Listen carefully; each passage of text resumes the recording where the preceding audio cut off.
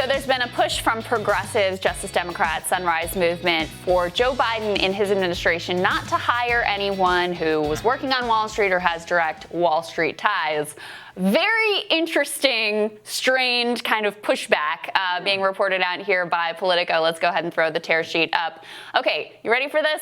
Democrats clash over Biden diversity goals, and the idea here is that black Democrats are urging Joe Biden to resist growing pressure from the left to impose an anti-Wall Street purity test on his hiring decisions if elected, warning that it threatens the party's desire to boost diversity in powerful executive branch posts.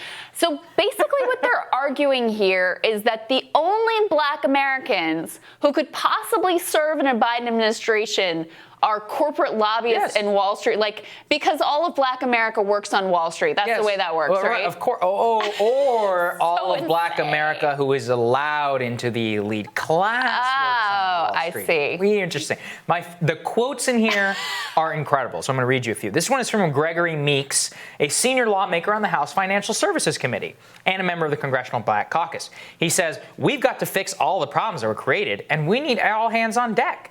Black business leaders that Democrats have floated for potential Biden administration cabinet positions include Roger Ferguson, the CEO of financial services giant TIAA, former one-time chair of the Federal Reserve, as well as John Roberts and Melody Hobson, the co-CEOs of Ariel Investments, both corporate insiders who work in the financial services industry." Now, I'm beginning to sense a theme here of the type of people, black or not, who are being floated for Biden cabinet positions. This is the perfect story to me because it is how they use identity politics in order to justify the current oligarchical capital system that we have right here. They're like, whoa, whoa, whoa, what are you doing? We have to. I actually even saw some analysis over the weekend where they were talking about, they were trying to blame the current tax infrastructure on a racial wealth gap thing. And I'm like, yeah, that's true. But, it's not the only reason that we should go after the current tax infrastructure to make it more equitable for everyone, because that's what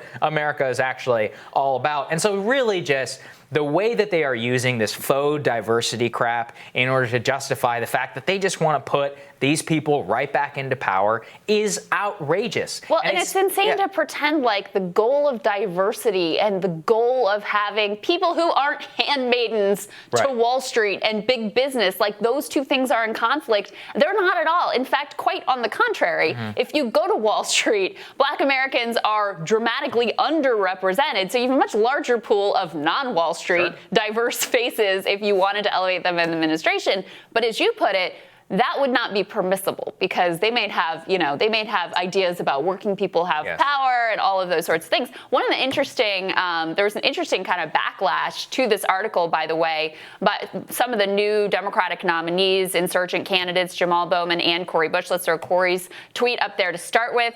She responds very directly, "Not this black Democrat. We don't just want black leaders. We want black leaders who will actually bring the change our communities need, not just do the bidding of Wall Street." Jamal Bowman also had a strong response to this. This black Democrat is urging Biden to do the opposite. We need less Wall Street in the next administration and more working class representation.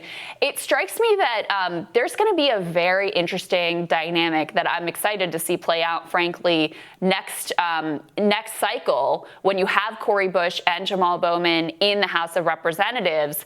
There's going to be, I think, a coming clash between the CBC leadership and people like Cori Bush and Jamal Bowman who have this pro-working class leftist perspective. I mean, Cori herself took out a longstanding member of the CBC. So I think that division and the way that dynamic plays out is also going to be really interesting to watch. There's going to be a war in the Congressional Black Caucus for sure. And now that they have 3 members, not just Ilhan Omar, so who are all going to be out and Mondaire Jones as well. And Mondaire Jones, that's right. So we're going to be 4 members who are going to be fighting against this. And so maybe their monopoly on pro-Wall Street stuff while using the cloak of identity politics might be over. But remember this, which is that these people are very powerful. I saw the same thing there. I think we might have covered it here on the show where K Street lobbyists were doing the same thing. They're like, hey, everybody cool it with this anti-lobbying rhetoric because there are a lot of black and brown owned lobbying shops here on K Street.